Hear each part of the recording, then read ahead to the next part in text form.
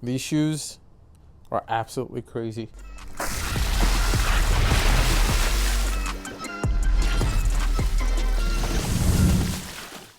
What's up guys, Vinny here with Sneaker Tweaker and welcome back to another video. Today we have the performance review on the Nike Zoom G.T Jump 2. Now, if you guys were familiar with the GT Jump 1s, that was one of the most cushioned shoes of last year. It was absolutely wild, and if you were a big fan of cushion and that's what you wanted in your shoe, there was no better shoe to get than that. This is a second iteration, and I gotta say, they actually improved on last year, and we'll get to that here in just a minute.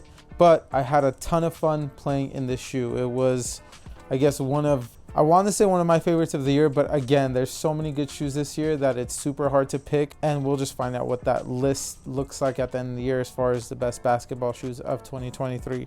Hopefully these will land on there in the list or as an honorary mention. It's just there's so many good ones. As always though, let's start it off with the traction. Now, the Nike GT Jump 2 features a multi-directional traction pattern. I guess you could kind of say that it's it's herringbone from the forefoot area, and then whenever, I guess, the tip of your toe, and then when you go to your pivot points and your kind of ball of your feet, it's still multi-directional. And the traction on this was absolutely amazing. I mean, this one is a solid rubber outsole colorway, and I gotta say the traction again really gripped the floor really well. I had a little bit of sliding in the beginning whenever I was first testing these out, but the more you play in it, the better it gets. It does have a slight little squeak to it for those of you who do like that feedback.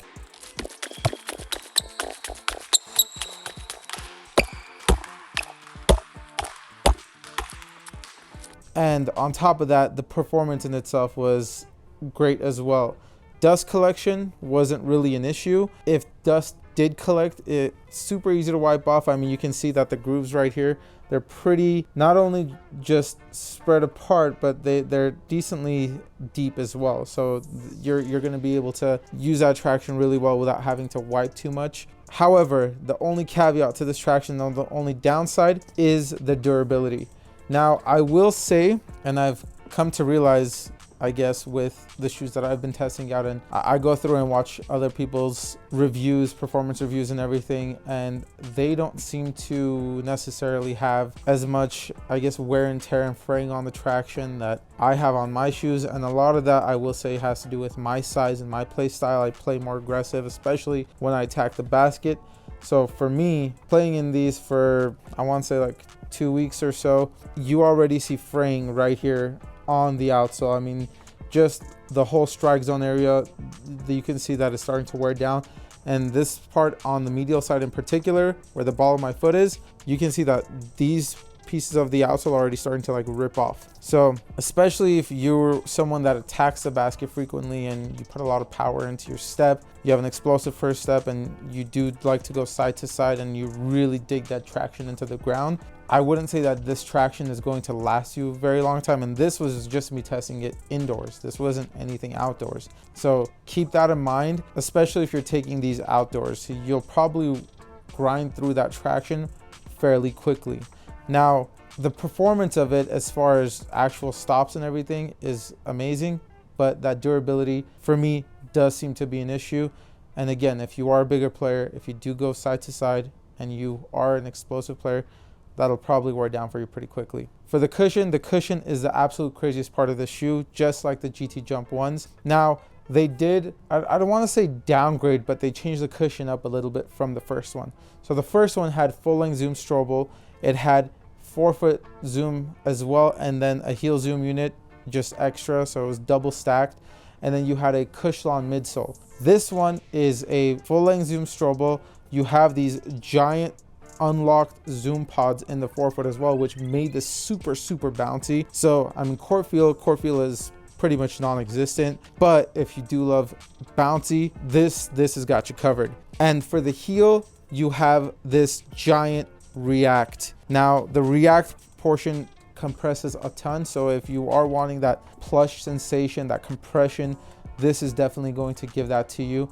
And the impact protection is the best of, I would say, any shoe this year.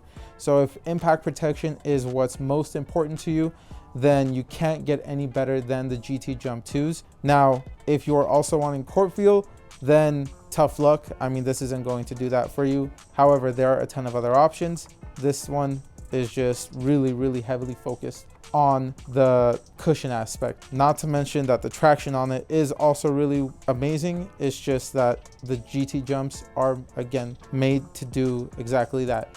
Help you jump, impact protection, all of that. So cushion is great, traction is great. And then the fit, I would say this one fit, again, true to size, just like last year. Now, this one I would say is a little bit better than last year's model in the sense of the fit, because the fit on the GT Jump 2s, for me at least on the initial wear, was a lot better, where in the sense that the one kind of squeezed my foot a good amount and took me a good amount of time to break in, whereas this one, just one session, and that was honestly good to go. It was such a fun shoe to play in that sense that I didn't really have to take too much time to break it in.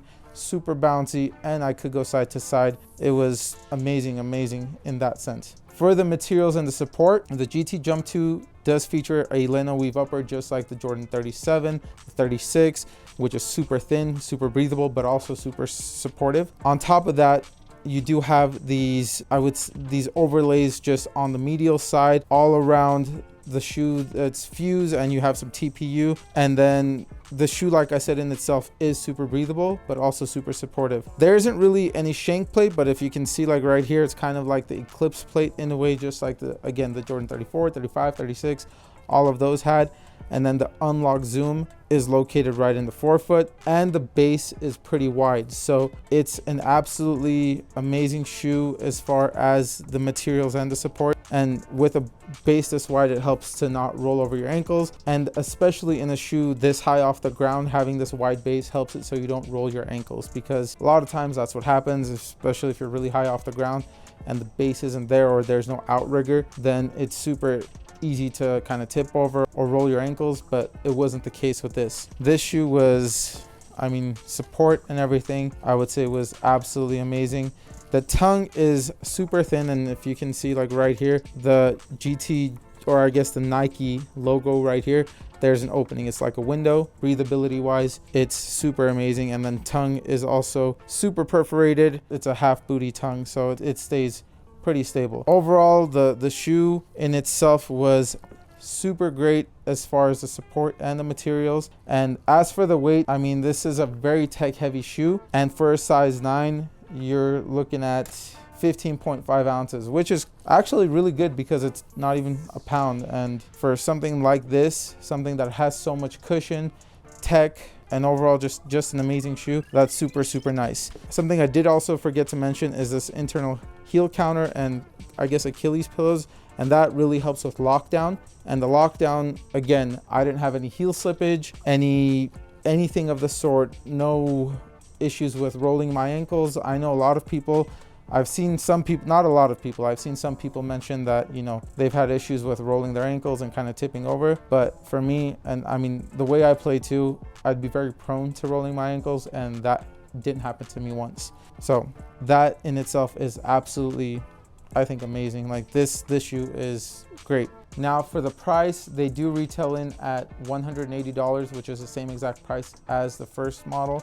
And right now there are some Black Friday sales going on at Nike and probably some other retailers. So for a shoe with this much tech, this amazing of a performance, it would be an amazing one to pick up, especially if you're wanting all that impact protection, or you're just wanting a shoe that's super bouncy to just help you get off on that first step and just feel explosive. I mean, for me, I like a really bouncy shoe as well. Every now and then I enjoy super bouncy shoes. For the most part, I like a good enough cushion where there's a little bit of bounce, but I also like a good amount of core feel. For me, and I think this would be the case with a lot of people, I need that core feel to be able to shoot better. This shoe, it took a little bit getting used to just get my shot off, because again, I was super high off the ground and I couldn't really feel the court all that much. But overall, like I said, this is an amazing performer. And I mean, the deck is stacked this year as far as amazing basketball shoes,